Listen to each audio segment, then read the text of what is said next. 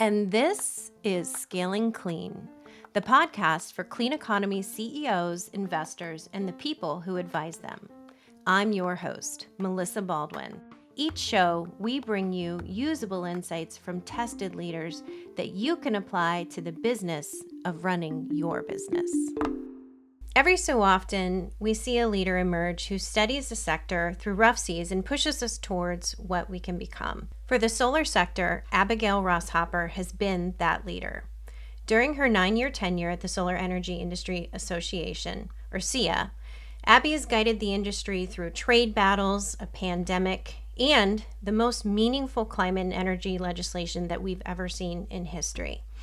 She's also pushed the sector to look inward, building diversity, strengthening organizations, and creating a space for women to lead. Under Abby's watch, the U.S. solar industry has expanded from 36 to 255 gigawatts of capacity.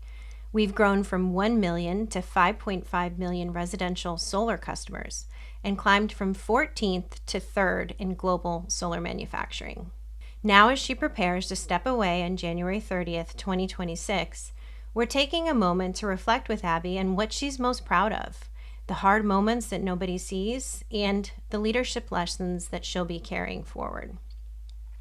We also understand and ask her, how can organizations thrive after a transition? This isn't Abby's first time on Scaling Clean. We're happy that she was one of our beginning guests back in episode 5 in 2022. So we're really glad to have Abby back on the show today. First, we want to talk about leadership and growth. You've already been on our show and have a great interview with Mike, but I want you to reflect, looking back at your time at SEIA. What are you most proud of in the duration that you were there? I would say two things, honestly, like one sort of internal and one external. The external is obviously the Inflation Reduction Act. I mean, that was such a transformative piece of legislation. And even though it's been curtailed a bit, it's still a transformative piece of legislation. And I think really gave our industry kind of the stability and the pathway that it needed so that even in a time like now where things are a little bit tighter, we're growing. We're going to release new data soon. We're growing.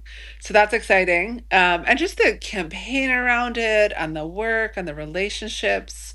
I'm really proud of that work. And I would say internally, it really has been the growth of SEIA as a business, right? It went from about 40 people to over 100 people, and the budget tripled in the 9 years that I was there.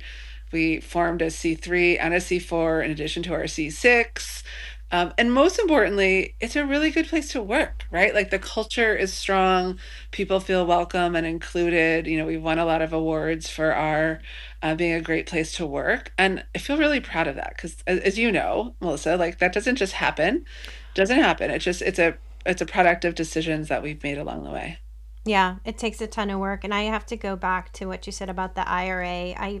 I fought for 20 years to pass climate legislation, and I can remember where I was in the moment when the bill was passing. Like, I brought my kids with me to Panera, and we were like listening. I was telling my kids, this is history. We're making Yeah. history right now. Yeah. So Yeah. kudos to you for the incredible work that you did. So many different people and voices that you brought to the table at that. And I think Yeah. that is absolutely something to be proud of. I know that it's long fought for and hard won. So Yes. really, Yes. really meaningful. And on your point about growing the organization, I was looking back at the interview you did with Mike, and you talked about how one of the things that you felt like you're good at is getting really good at figuring out what other people are good at. So that Mhm. was a couple years ago. Can you think of points right now where, like, yeah, that's still coming into play for you, where you're saying, hey, you're good at this, I'm going to put you here?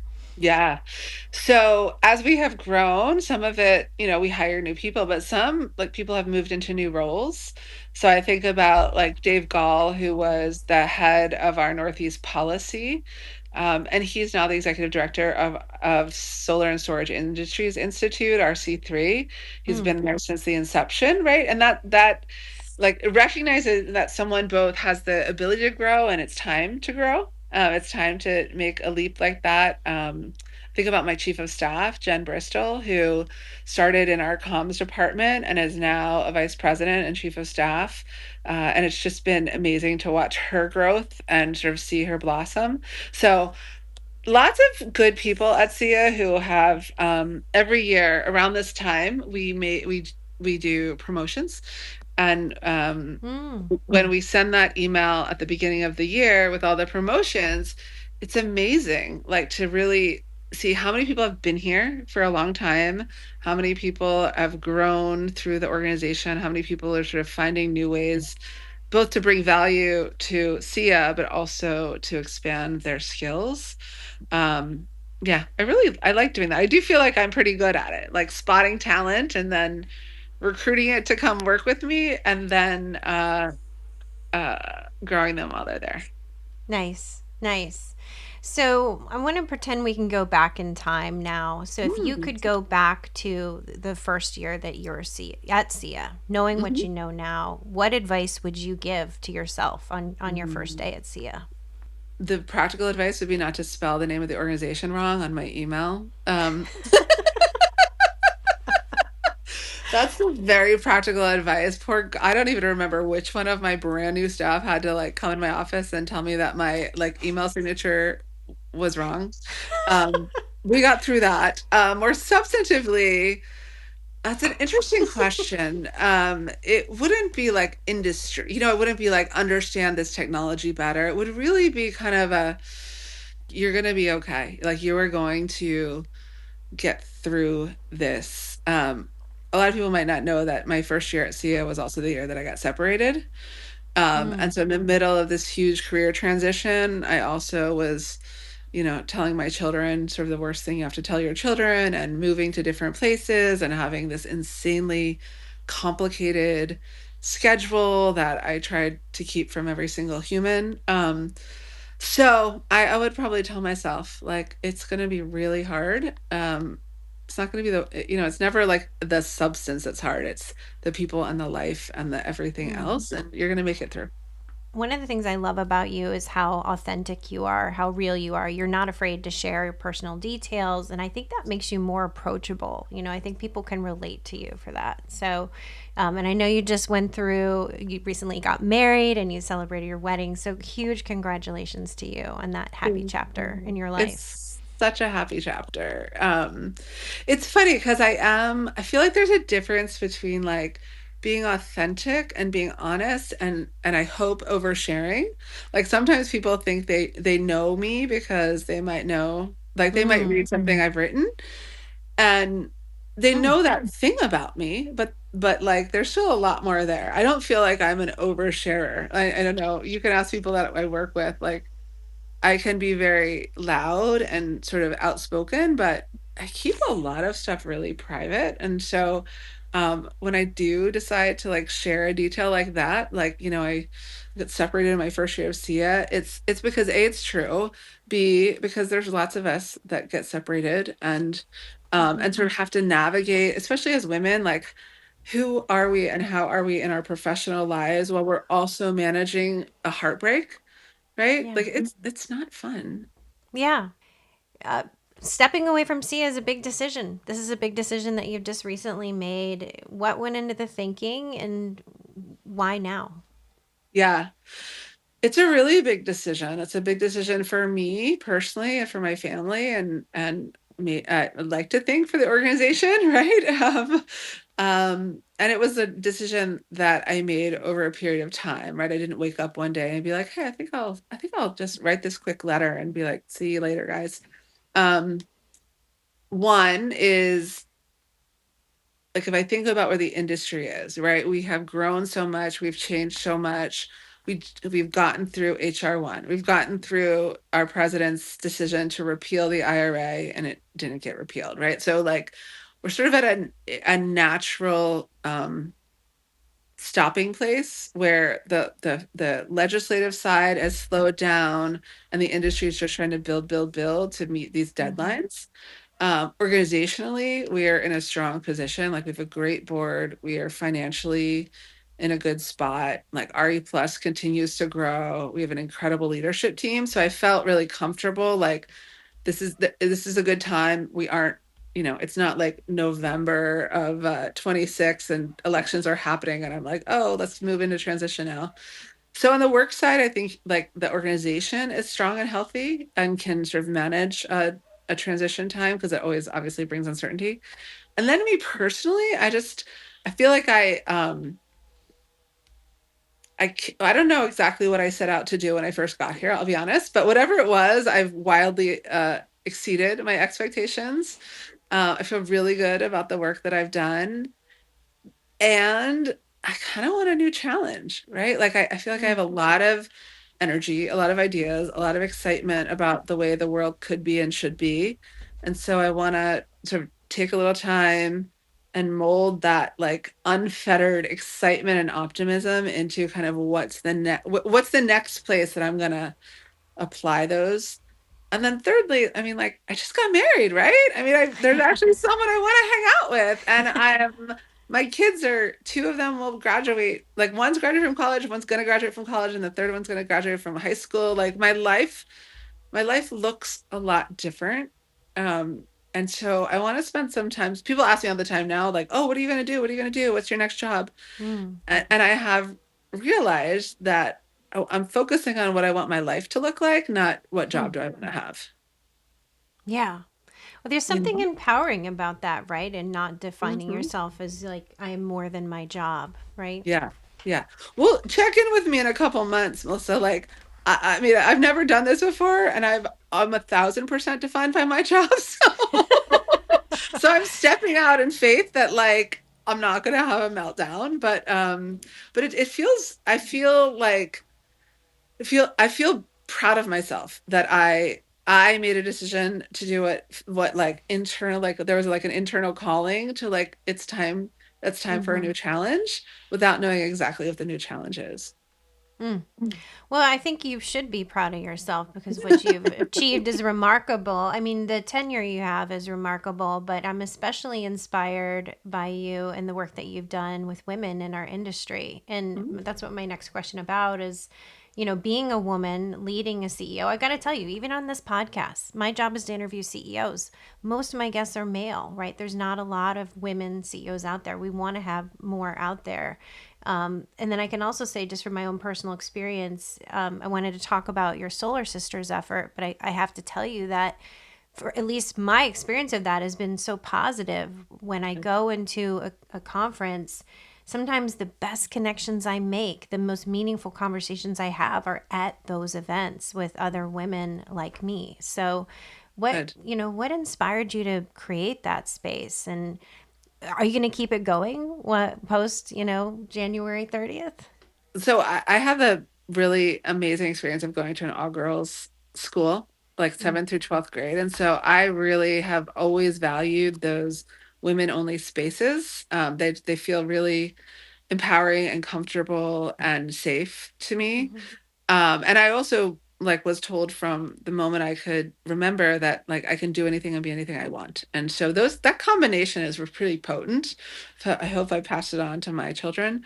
Um, and so when I got to the solar industry, honestly, the first event I went to, I don't even remember which one it was, but I was a bit stunned by how male it was. I hadn't fully appreciated kind of the homogeny of our industry. My entire leadership team was all male when I got to SIA.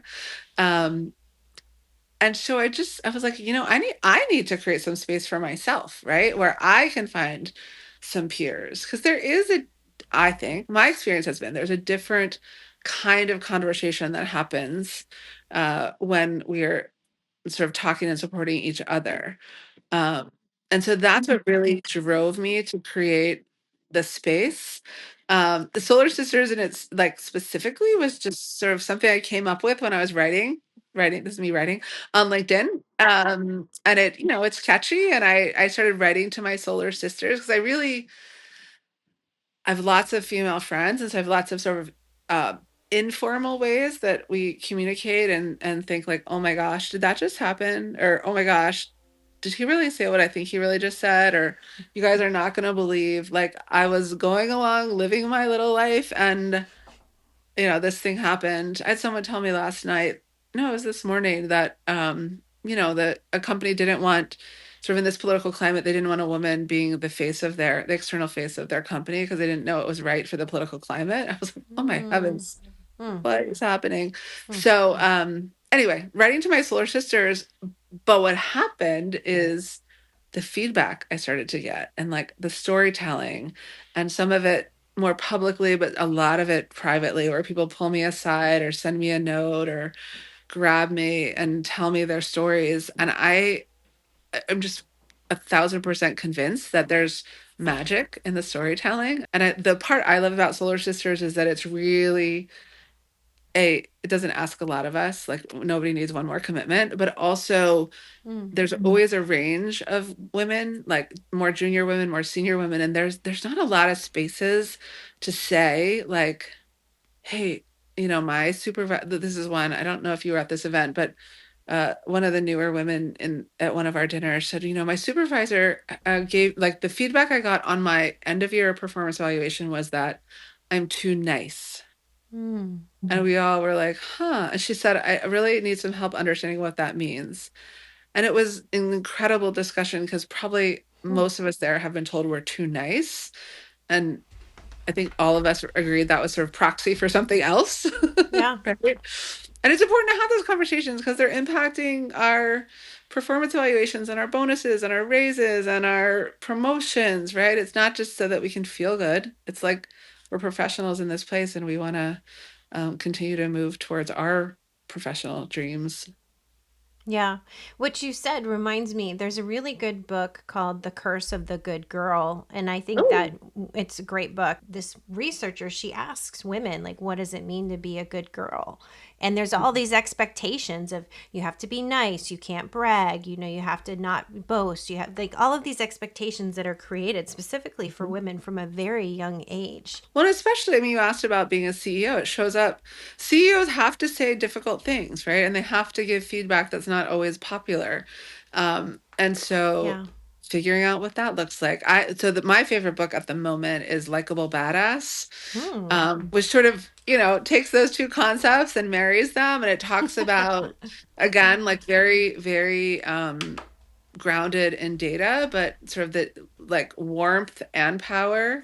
Sort of Hmm. when you bring warmth and power, it's a pretty unstoppable force. And as a lot of times, like we're told we have to be all nice, but then also we're not supposed to be nice. And so I don't know about you. I end up being confused. Like, am I supposed to be Yeah. nice? Am I supposed to be warm? Am I supposed to be cold? Am I supposed to be direct or am I supposed to like beat around the bush and make sure nobody's uncomfortable by my words? It's a lot. Well, and actually, you perfectly segue us to the next question where I want to ask you about having hard conversations. If you think back to tough moments in your tenure as SIA, can you think of any tough situation and how you handled it? Absolutely.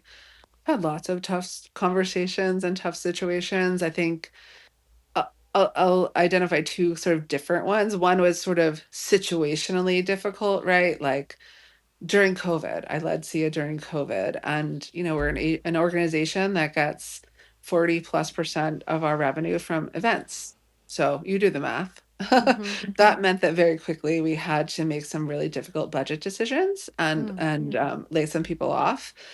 And so those were difficult discussions I had to have both with my board and then with my staff and then with the people that were impacted. And what I learned and what I really try to do to this day is be, that sort of phrase that clear is kind.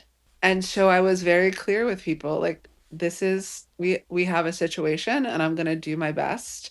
We're all in that situation. We all took a bite of the pain, right? Everyone took a pay cut, executives more than anyone else. So there was a lot of communication and a lot of transparency.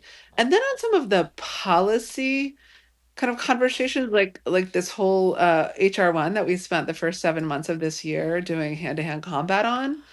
There were really difficult conversations, right? With different sectors of the industry, like giving people given my job as head of the trade association, I have to sort of walk the line between would you like me to give you the truth or would you like me to make you feel better about what's likely to happen in Congress? Like I can do either one, but what I have to tell you, the truth is not going to make you feel better.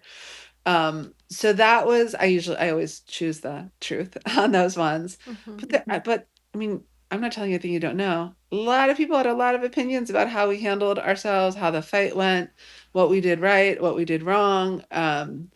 And so sometimes it's like I'm on the other end of the difficult conversation, right? I'm receiving the feedback of the difficult conversation.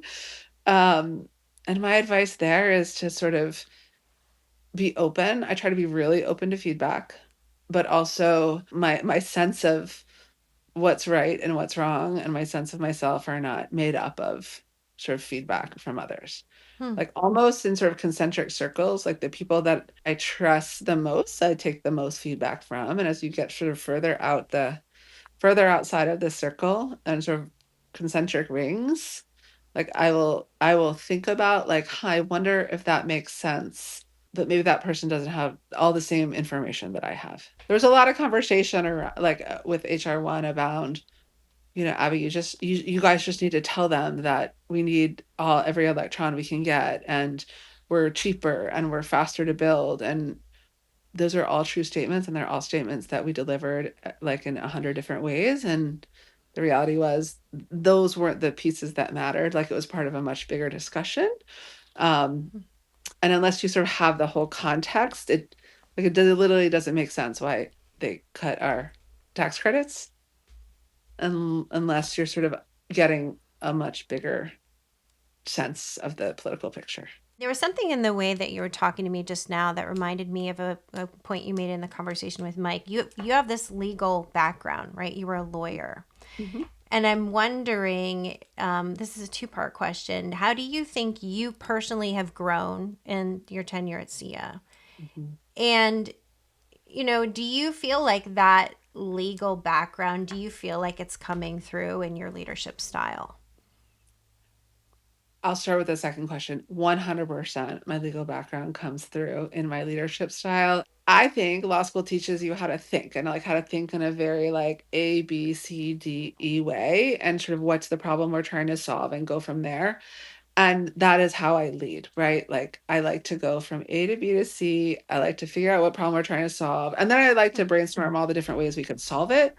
But there is sort of a discipline to analysis that I feel very strongly about. And given what I do, right, policy and politics, obviously the law is like statutes and Mm-hmm. legislation and regulations. That's what I do. Um, your second question about, or your first question about how have I grown since I've been here? I feel so much more comfortable in my own skin.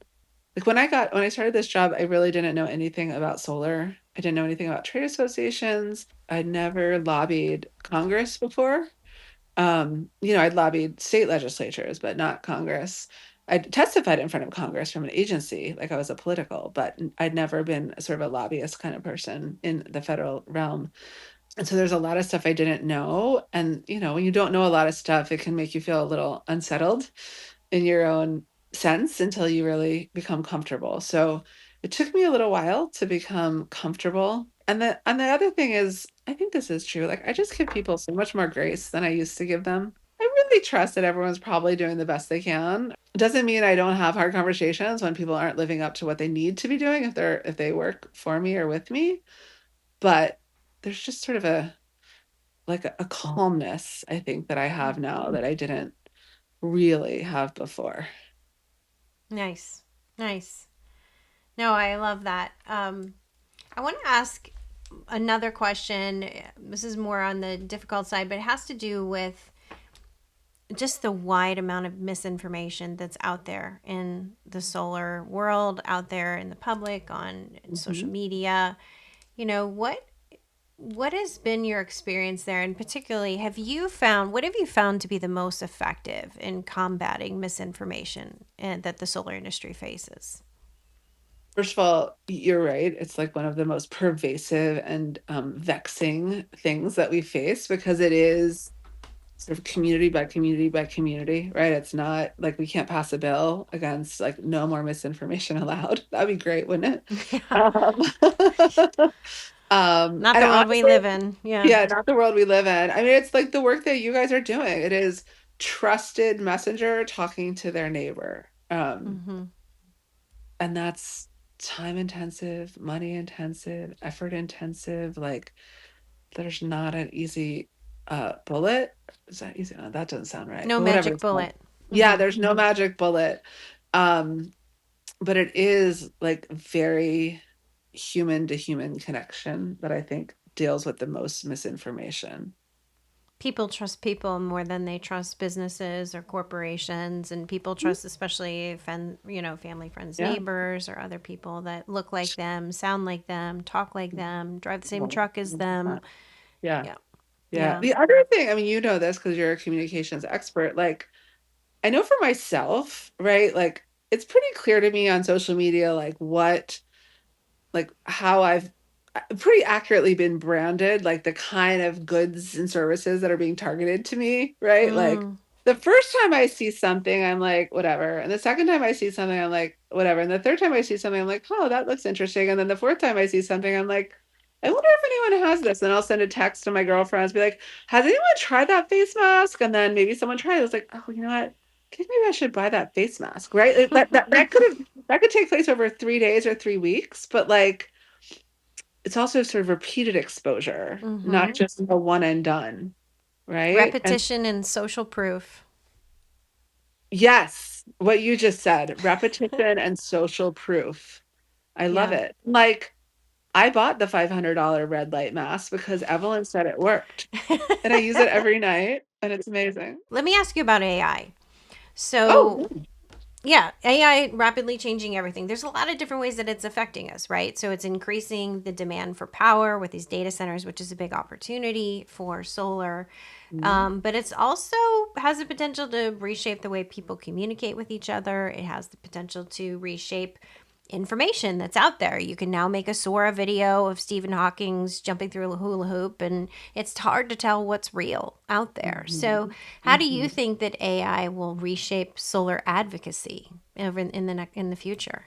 Yeah, that's such an important question. I mean, first of all, the misinformation discussion we were just having, right? Both in terms of creating more disinformation and perhaps combating it, right? I'll leave that to some people like you. But I do think that one of the things we've been thinking a lot at SIA about is sort of training AI to like you use the frame like people that sound like you, people that talk like you, people that are sort of in your tribe, right? Like how do we use AI to create those messages and create those one pagers? And I think Mm, about it in terms of electeds, right? Like, okay, these electeds are most impacted by this kind of language and this one. And can we do that now? Sure. Does it take a bajillion lot of research? Also, yes. And so I think it's going to impact that a bit. Um, just kind of the business of advocacy and the business of identifying people. I think some of the mapping, like the relational mapping, could mm-hmm. be pretty transformative. I think some of the like gathering data on campaign giving and sort of all of the related like that you can find. I know you can, I know there's a website and you can Google it, but just the ease of information, I think will make it different. But I also think it's sort of creating this skepticism about information Mm, that has been brewing for a while, right? Like trusted messengers. But yeah.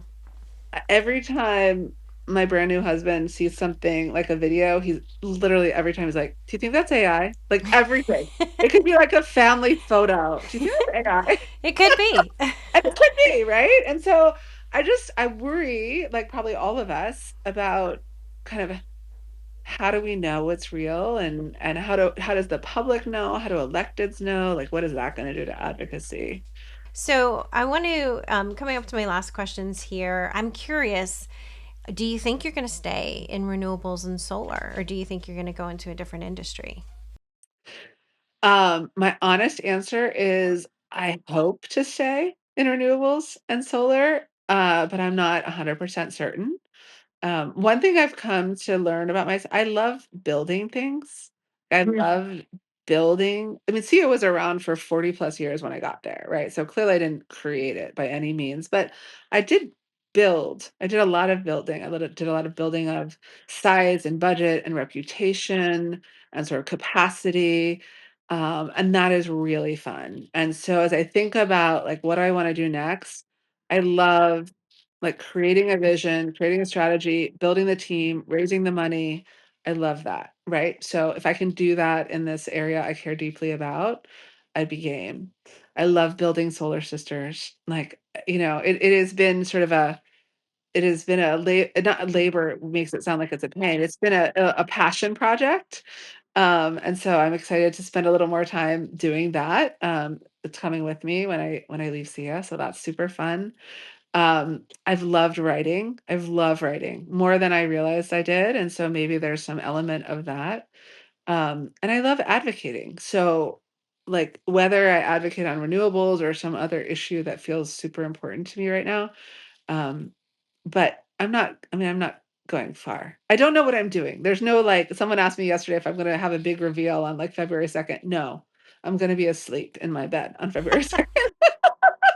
That first Monday morning when I sleep in and don't, like, get up at 5:05 and go to the office, like, there's gonna be a lot of time to sort of reflect and think about what's next.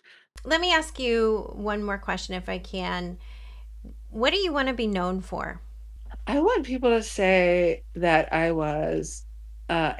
not not was, I'm not dead, but I was and am, like, a incredibly impactful and empathic leader, that the two can coexist, that I really helped shepherd this new era of solar domination in our country, and I really hope people say that, and I've gotten a lot of feedback and, like, notes and stuff around this, that I really helped to make people feel welcome.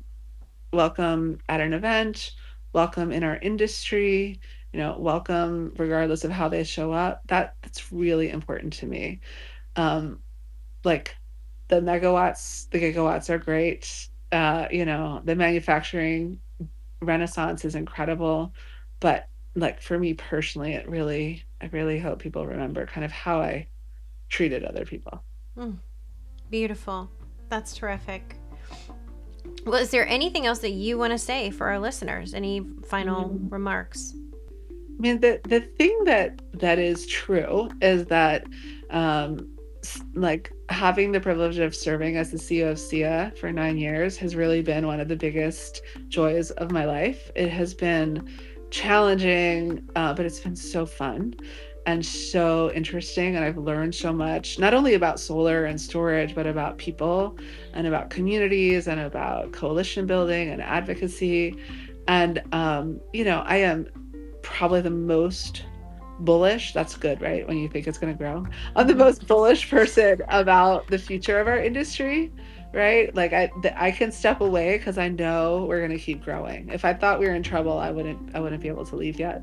But I know we're going to keep growing, and so I'm just incredibly grateful that, both my board at the time, the organization at the time, the industry at the time, like, took a risk on someone who had exactly zero solar experience, and trusted me, and look what we built together.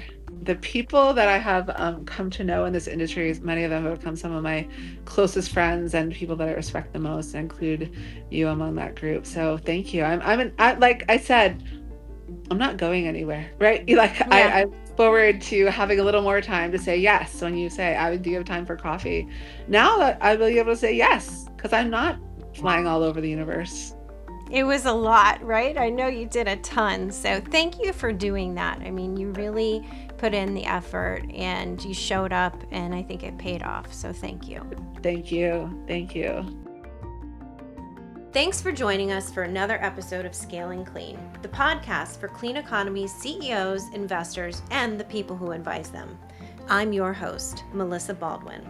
Our producer is Claire Quirin. If you like what you hear on Scaling Clean episodes, we'd appreciate it if you'd give us a 5-star rating and leave a comment where you get your podcast. And until next time, we wish you all the best in the clean economy transition.